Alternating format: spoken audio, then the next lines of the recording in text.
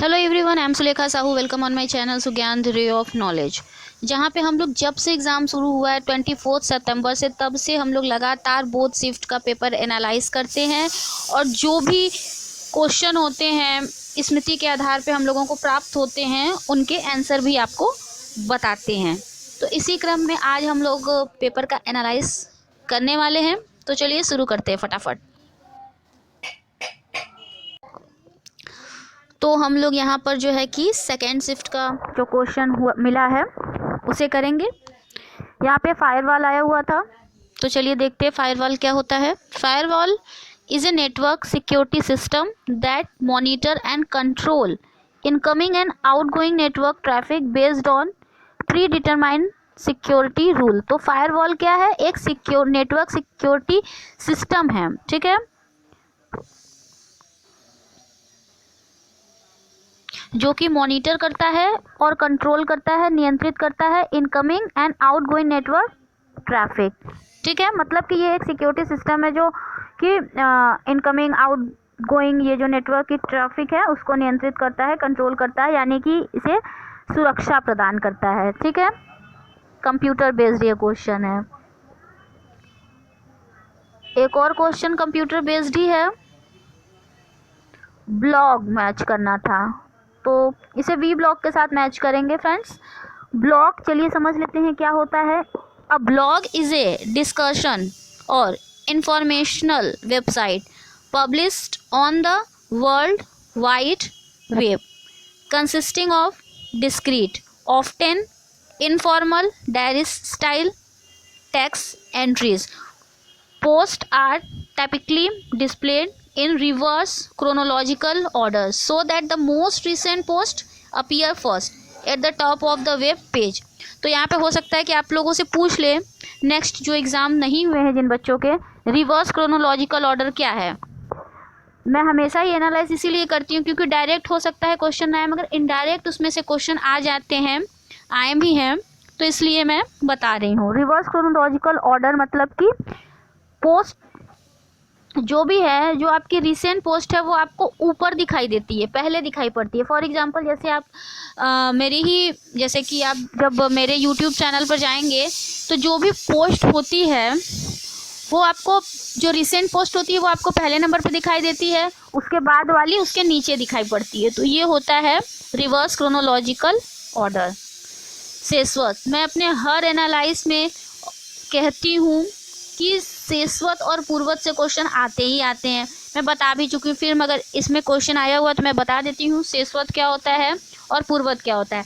देखिए पूर्वत क्या होता है, जब हम किसी चीज़ को देखकर अनुमान लगाते हैं, जैसे कि हम बादल को देखकर काले घिरे हुए बादल है उन्हें देखकर हमें अनुमान लगाएं कि वर्षा होने वाली है।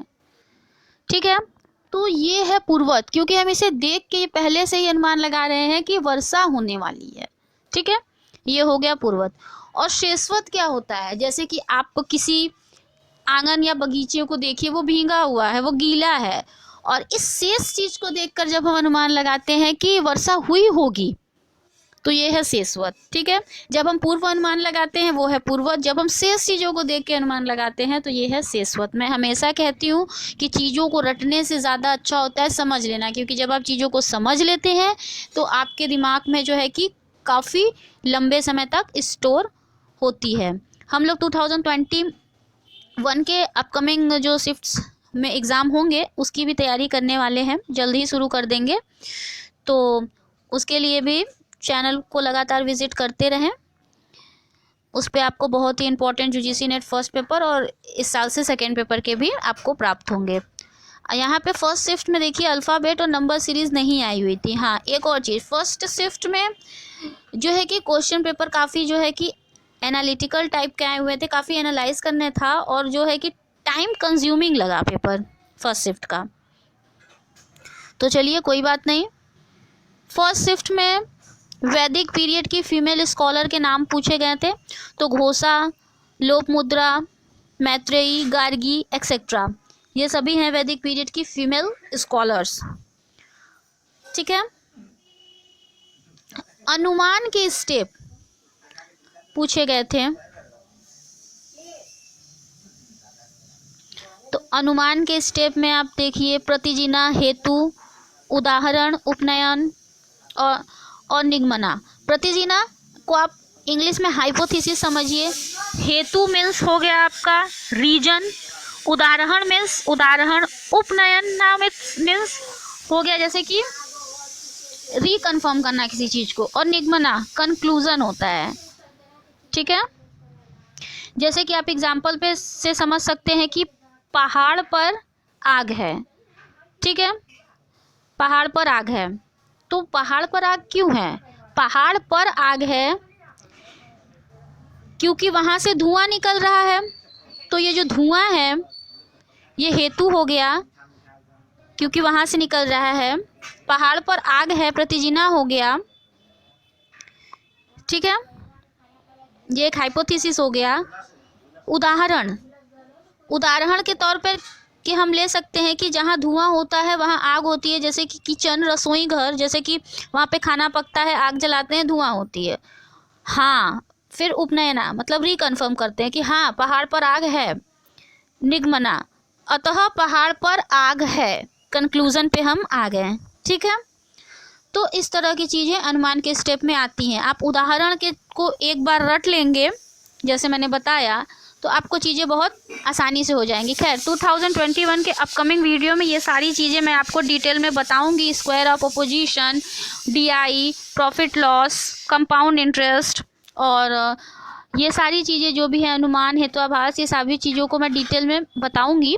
तो वहाँ पर हम फिर से समझेंगे 2021 के लिए डिटेल में।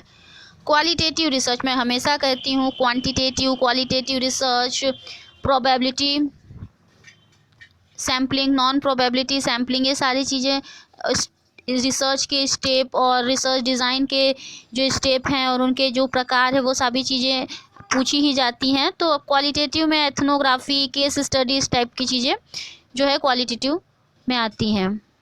क्वालिटेटिव होता क्या है मैं आपको ये भी बता देती हूँ। जब हम किसी गुणात्मक व्यवहार का अध्ययन करते हैं समाज विज्ञान में, तो वहाँ पे हमें क्वालिटेटिव रिसर्च का प्रयोग करना होता है, क्योंकि फॉर एग्जांपल आपके जैसे कि आप कह सकते हैं कि एक माता अपने पुत्र को कितना प्यार करती है, आप इसको परसेंटेज में नहीं बता सकते हैं। ठीक है, तो इसके लिए बहुत ज़्यादा इस तरह की चीज़ों या ऑप्शन के आप सहारा लेते हैं, तो ये है क्वालिटेटिव। ठीक है, यहाँ पे गुणात्मक व्यवहार है।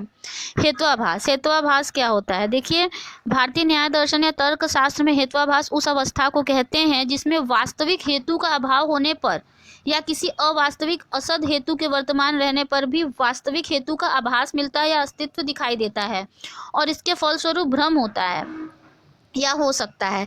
हेत्वाभास को हम भ्रांति या इंग्लिश में फॉलेसी कहते हैं। ठीक है, इस तरीके से आप याद कर सकते हैं। हेत्वाभास दो शब्दों हेतु प्लस आभास की संधि से बना है। आभास का मतलब है जो नहीं है वह दिखना, जो नहीं है वैसा दिखना। हेतु का आभास तब होता है जब हेतु के 5 लक्षणों पक्ष सत्व, सपक्ष सत्व, विपक्ष सत्व, अबाधि तत्व और असत प्रतिपक्ष तव का अभाव हो। ये इन कॉन्सेप्ट को इंडियन लॉजिक में न्यू जोड़ा गया है और ये फिलॉसफी से लिया गया है। ठीक है, इसके 5 प्रकार होते हैं: सविचार, विरुद्ध, प्रकरणसम, साध्यम और कालातीत। तो ये थी आज के क्वेश्चन पेपर का, मतलब 11 नवंबर के क्वेश्चन पेपर का एनालाइज। और डिटेल में हम लोग 2021 के लिए इन सभी चीज़ों को, फर्स्ट पेपर और सेकंड पेपर को जल्दी शुरू करेंगे।